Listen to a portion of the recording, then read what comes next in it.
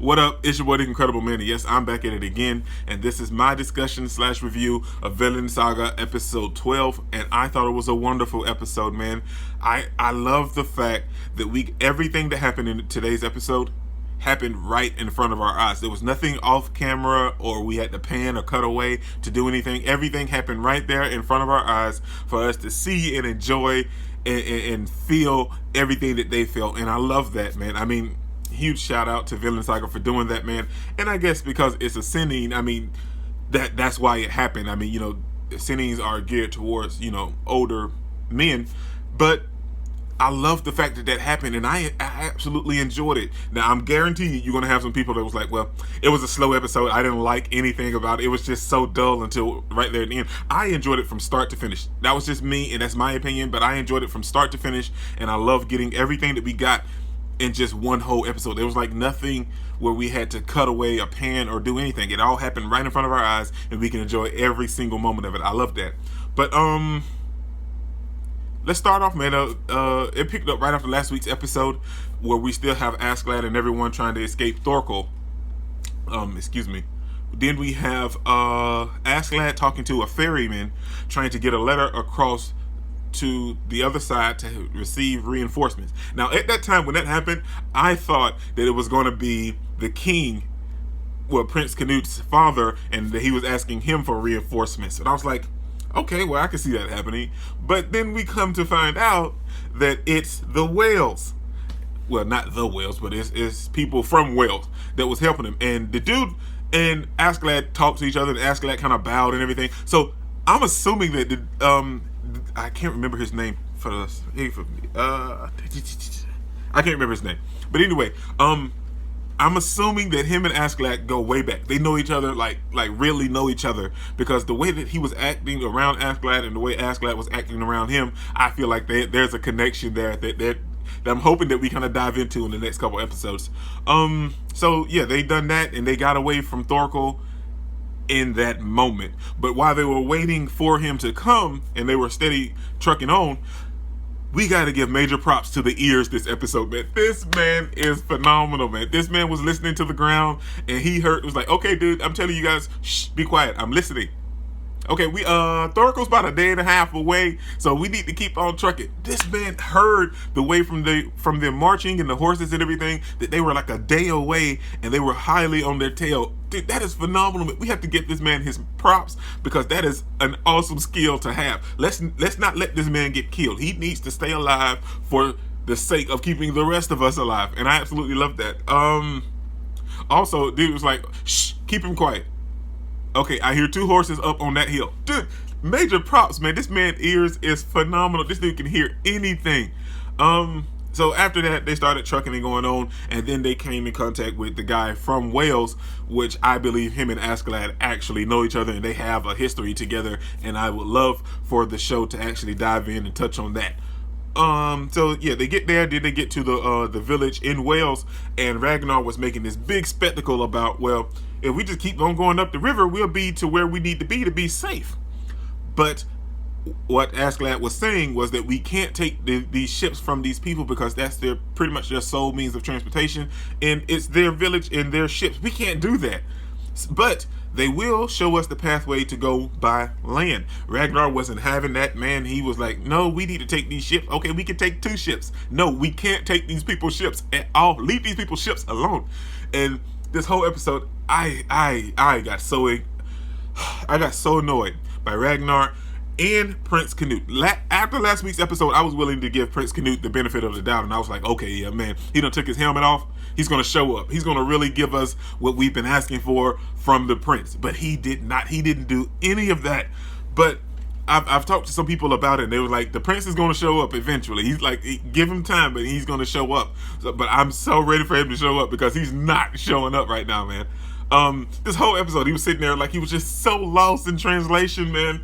Every time he was just pondering and looking off in the sky. Then the dude asked him questions about, what are you going to do, and can you make these promises, because the people from Wales wanted to be left alone, and the people in Britannia / England aren't doing that. But if the Danes were to take over, that's what he wanted a promise from the prince was to be left alone. And hopefully that's maybe what they get. But the prince didn't answer the dude. He just sit there looking at the dude playing with his hair. Well, yeah. Dude, are you serious? You are a prince. At least act like it. Him and Thorfinn are the same age. And you see what Thorfinn's doing, man? You see what Thorfinn's doing? Okay, yeah, like, their backstories are completely different. Thorfinn went through some stuff. I mean, Thorfinn went through some stuff. But he's still manning up. At least, man. Can he man up just a little bit? So then they're on their journey to leave Wales to go to something with a G to get there to be safe, and I'm assuming that's where the king is, the king of Danes anyway. So they're on their way there, and on their way there, this was my by far my favorite part of the episode. We have Askeladd's little companions and everyone else asking the priest, because they're so tired and worn out from getting a little sleep, having to march on, getting a little sleep, having to march on, getting a little sleep, having to march on. So they started talking to the priest and was asking the priest what did he like and what did he want, because they was like, well, they were so worried about getting the recognition and the compensation for saving the prince. And then one dude was like, well, I think the king has like a whole bunch of slave women. And when they showed that women, let's be real, when they showed the women, they were like beautiful women in there to be in that little dream hallucination type part. But then the priest tells them that more than money, more than love, more than gold, more than silver, more than the company of a woman and all of that is love. And that's what he is after. And all of that was nice, and I loved the way that he broke it down and went into everything about it. And all of them immediately shut him down. And I'm not trying to bash anybody that's like of Viking history or anything, but dude, that like they weren't even interested in listening. And even the way that he explained it, yeah, it didn't really give them too much to go on. But like they can't be that dumb. Thinking about this, everybody wants someone to love them at least, man. And these guys, like, they didn't even have the love for money. They loved nothing. That's what I couldn't wrap my mind around. But the moment that I absolutely enjoyed and felt so wonderful about was like all of them told the priest to shut up and was laughing, and they weren't worried about what he said, except for that one guy that was on the side of him was like, go on. I'm interested in what you're having to say. So could possibly we have a couple of people in Askeladd's little group that may convert to Christianity because of what the priest is telling them about love. And I'm super interested in that aspect alone, man. That's why I said this episode was absolutely phenomenal. And you'll have those people that, because there was no action, they won't really think about any of this.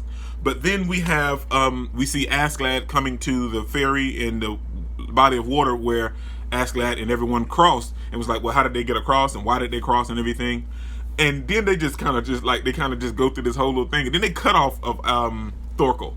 I'm like, well, okay, well, how did they get across? The next thing you know, you see Askeladd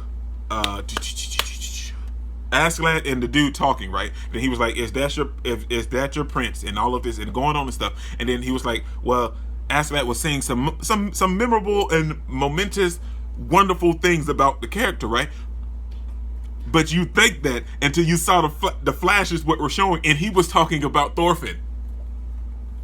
I told you guys that he felt a certain way about Thorfinn. We all knew it. I told you that's how he really felt about Thorfinn. So then we have Askeladd telling Thorfinn, to guard the prince on their journey. I'm sorry, this is all out of order. He told Thorfinn to guard the prince on their journey. He's like, why do I gotta do it? He was like, fine. When we get to so and so, I'll duel you. Okay, I'll guard the prince then. So I love that, man.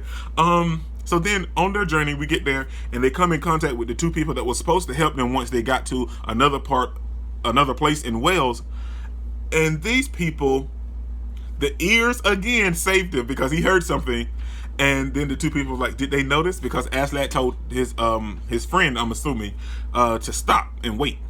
And that's when the arrows came and were shot across the place. So it's an ambush. But in that moment, when all of the chaos was happening, my boy Thorfinn stood up and grabbed the shield and looked like they just don't know, man. They don't know what they're in for. These guys are stupid. Y'all messing with the wrong one. I'm Thorfinn. Y'all don't know me. Yeah, man. I absolutely enjoyed this episode. You have a lot of people that say they didn't like it. I absolutely loved it. It was informative, and at the same time, there was a lot of other stuff going on behind the scenes as well that you really had to pay attention to, or you were going to miss it. And they also kind of threw some references in there to King Arthur and the Sword and the Stone. There was a lot of, like, you guys saw what I'm talking about, right? But that's pretty much all that happened in this episode, man. This is your boy Nick Incredible. Don't forget to smash that like button until you can't smash it anymore. Comment down below and I'll be sure to respond to each and every one of them, and subscribe, but only if you really want to, man. And remember that anime matters, anime is greatness, and anime is life, man. Peace out.